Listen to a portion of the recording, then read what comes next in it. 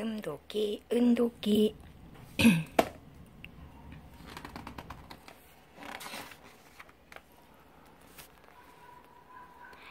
금도끼, 은도끼. 글 조은정, 그림 이용규, 교원 올스토리 출판사. 옛날 옛적 착하기로 소문난 돌쇠라는 나무꾼이 살고 있었어. 돌쇠는 늙은 부모님과 함께 살았는데 너무 가난해서 가진 거라고는 낡고 오래된 새도끼뿐이었지. 그나마도 비가 오거나 날이 굳으면 나무를 하지 못해 온 가족이 쫄쫄 굶어야 했단다. 아버님, 어머님, 저녁 드세요. 아이고, 오늘도 누룽지냐? 아휴, 언제쯤 우리도 흰 쌀밥에 고기 반찬 넣고 먹을꼬. 주룩주룩 비 내리고 쌩쌩 바람 부는 날이 다 지나가고 오랜만에 쨍쨍 햇볕 나는 날이었어. 아이고, 볕 참 좋다. 나무하기 딱 좋겠는걸? 돌쇠는 하나밖에 없는 새도끼를 어깨에 짊어지고 산 위로 영차 나무를 하러 갔지. 배자 나무를 배자 나무를 베어 장에 팔아.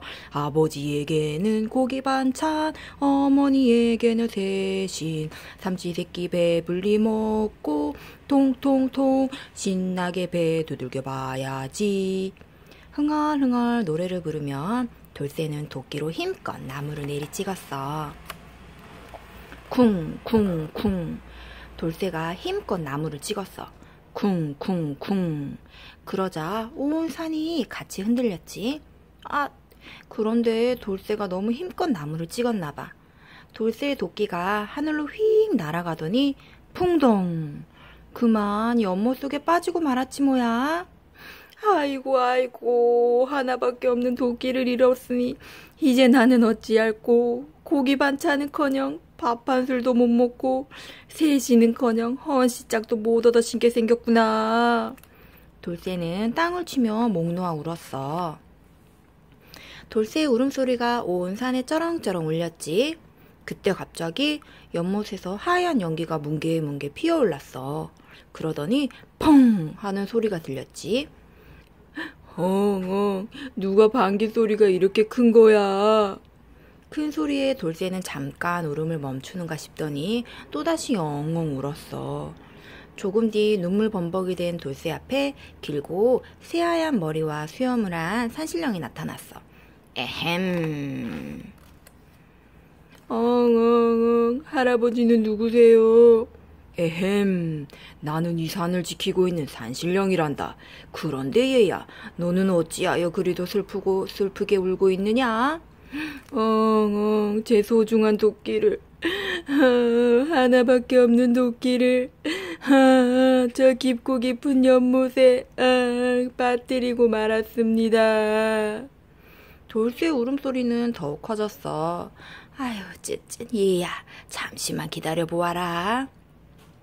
돌쇠의 말을 들은 산신령은 다시 연못 속으로 스르르 들어갔어.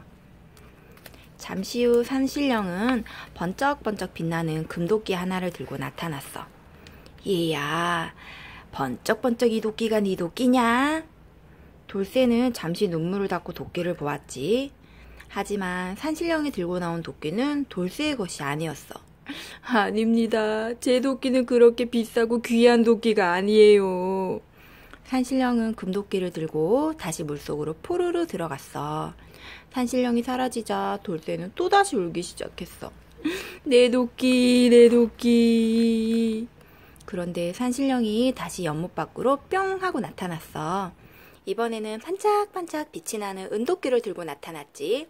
얘야, 그럼 반짝반짝 이 도끼가 네 도끼냐?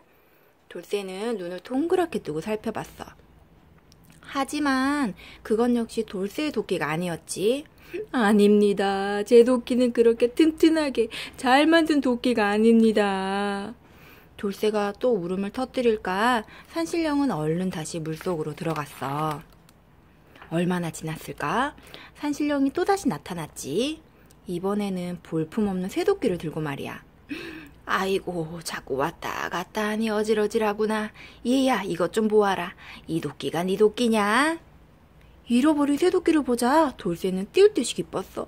예, 맞습니다. 그 도끼가 바로 제 도끼입니다. 돌쇠는 벌떡 일어나 도끼를 높이 쳐들고 공중공중 뛰었지. 내 도끼를 찾았다. 내 도끼를 찾았다. 산신령님 정말 고맙습니다.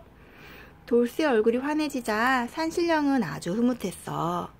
허허, 금도끼와 은도끼를 보고도 욕심을 내지 않다니 참으로 정직한 젊은이로다. 자, 금도끼와 은도끼도 모두 가져가거라. 아닙니다, 산신령님. 저는 제 도끼 하나만 있으면 됩니다.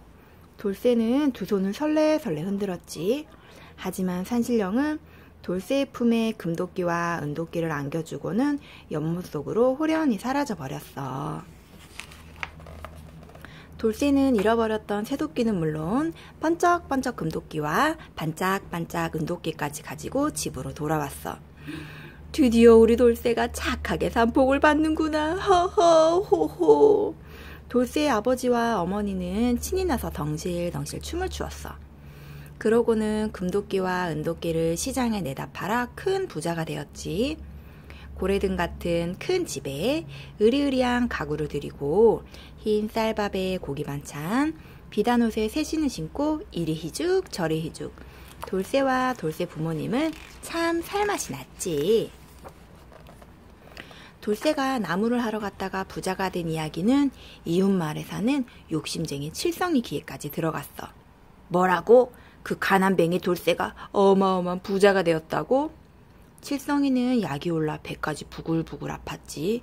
아니지, 이렇게 부러워하고 있을 때가 아니지. 지금 당장 나무를 하러 가서 금도끼 은도끼를 얻어와야겠군. 칠성이는 부랴부랴 새도끼 하나를 챙겨 들고 산으로 갔어. 콩콩콩.